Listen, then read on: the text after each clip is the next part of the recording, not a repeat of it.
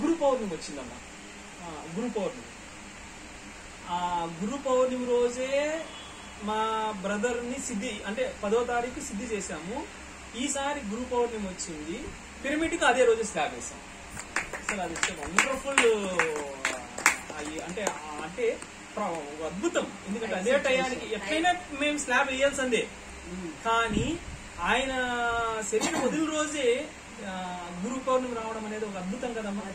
ఇప్పుడు ఈ before 2 months తర్వాత శరీరం వదిలితే ఎప్పటికీ గురు పౌర్ణమి అనేది రాదు. కానీ ఆ డేట్స్ చూడు ఎంత బాగా మ్యాచ్ అయింది. తర్వాత బుద్ధ పౌర్ణమి రోజు స్లాబ్ ఇది పిరమిడ్ యాంగిల్ కలిసింది. పిరమిడ్ అనేది ధ్యానానికి ప్రతీక బుద్ధుడికి, అందుకే ఆ ప్లేస్ పేరు కూడా ధ్యాన స్థల్ అని పెట్టాము. పత్రిసారి శక్తి స్థల్ కదా, మా బ్రదర్ది ధ్యాన స్థల్ అని పేరు పెట్టాము. అక్కడ 36 సైజు 50x50 సైజులో దాదాపు 1000 సంవత్సరాలంత స్టాండర్డ్స్ తో కన్స్ట్రక్షన్ చేశామన్నమాట. చాలా అద్భుతంగా చేశాము. మా బ్రదరే ఇప్పుడు ఆ క్షేత్రానికి క్షేత్రపాలకుడు. మాకు ఏం కావాలన్నా ఏది కావాలన్నా ఆయనే నెరవేరుస్తాడు. సో ఎవరైనా కూడా మా బ్రదరు అక్కడికి వచ్చి ఆయన అక్కడ ఆయన సమాధి దగ్గర పిరమిడ్ కోసం కానీ శాకాహారం కోసం కానీ ధ్యానం కోసం కానీ మీరు కానీ అక్కడ ధ్యానం చేస్తే ఖచ్చితంగా ఆయన నుండి మీకు జరగాల్సింది ఈజీగా జరిపిస్తారు. తర్వాత మీ పర్సనల్ పనులు కూడా ఆయన చేసి పెడతారు. అది మాకు ప్రామిస్ చేశారు. మీరు శరీరం వదిలినప్పుడు చాలా ప్రిపరేషన్ ఉన్నప్పుడు ధ్యానంలోకి వచ్చినప్పుడు ఆయన కనపడి చెప్పిండే విషయం అన్నమాట. సో ఈ మూడిటికి ఎప్పుడు ఆయన కట్టుబడి చేస్తుంటాను అనమాట. క్షేత్రానికి వచ్చే వాళ్ళు మీరు ఇక్కడ స్టార్ట్ అయితే మీరు అక్కడ చేర్చేంత వరకు ఆయనదే డ్యూటీ, మళ్ళీ మీ ఇంటి దగ్గరికి చేర్చేంత వరకు ఆయనదే డ్యూటీ. అంతగా ఆయన నిర్వహిస్తున్నాడు.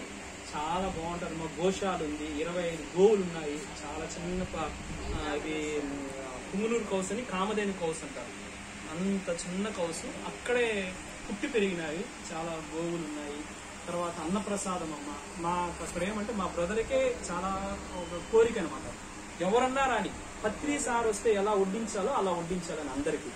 సో అందుకని మా అన్న ఉన్నప్పుడు మేము ఆ పని చేయలేకపోయాం, కానీ ఆ యొక్క శక్తి తరంగాలు ఇప్పుడు పని చేస్తే కదా ఆటోమేటిక్ గా ఇప్పుడు వచ్చిన ప్రతి మాస్టర్కి రాగానే ఒక గ్లాస్ లో నీళ్లు ఒక ప్లేట్ పెట్టేస్తాము, కూర్చోబెట్టి వాళ్ళు భోజనం పెట్టి ఆ ప్లేట్లు కూడా మేమే తీస్తాం.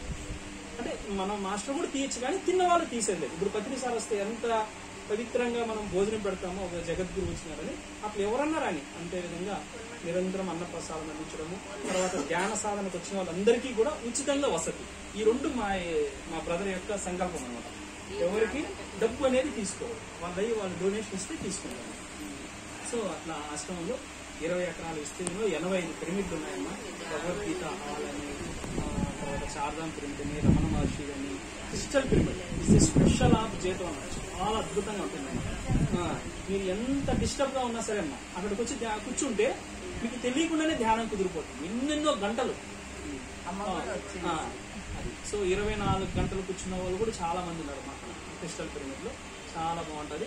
అక్కడ రీసెంట్ గా మాకు అనుభవంలోకి వచ్చింది ఏమంటే అక్కడ మహావతార్ బాబాజీ అక్కడ ఉంటారు ఆ క్రిస్టల్ పిరమిడ్ లో.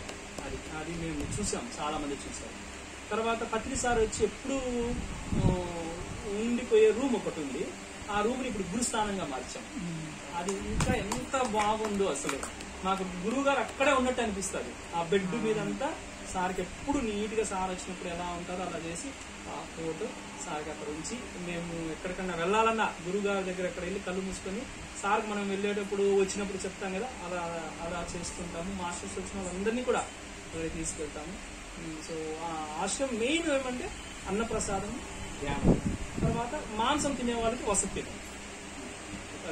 అది ఫుల్ గా చెప్పేస్తాం. ఎవరన్నా ఫోన్ చేయని అంటే అది అందరికి బాగా స్ప్రెడ్ కావాలనే ఉద్దేశంతోనే మేము కూడా గట్టిగా చెప్తుంటాం.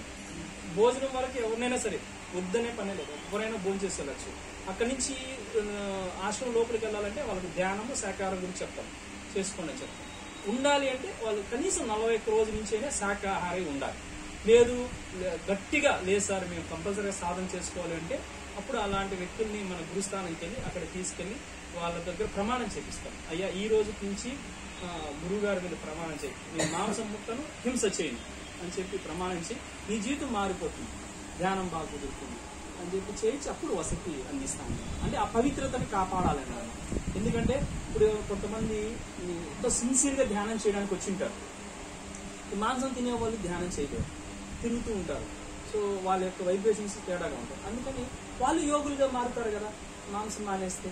సో అందుకని చెప్పేసి ఆ క్షేత్రానికి కంప్లీట్గా ఆ అహింసని చాలా ఎక్కువగా తీసుకున్నాము. సో మా బ్రదరే మాకు ఇవన్నీ కూడా ముందే తను శరీరంతో ఉన్నప్పుడు ఇవన్నీ చేసి చూపించాడు అనమాట.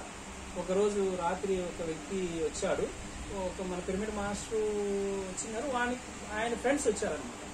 ఆయన ఫ్రెండ్స్ వస్తే వాళ్ళు నైట్ భోజనం పెట్టాడు. 10 గంటల కాడ అడిగాడు, మీరు ఏ ఊరంటే ఇక్కడ మా పక్కన వాళ్ళు ఎందుకు వచ్చారంటే ఇక్కడ ఈ సారు మాకు ఫ్రెండ్ అందువల్ల వచ్చాము. సో మీకు జ్ఞానం తెలుసు అంటే తెలియదు, మీరు వెజిటేరియన్స్ అంటే కాదు.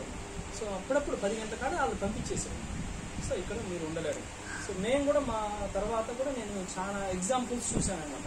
ఒకరు ఇద్దరు ఇట్లా ఒక వ్యక్తి వెజిటేరియన్ అయి ఉండి ఇంకో పక్కన వ్యక్తి మాంసం తినే వ్యక్తి కూడా వచ్చినా అక్కడ అన్ని పిరమిడ్స్, ఆశ్రమంలో ఉన్నట్టు అన్ని పిరమిడ్స్.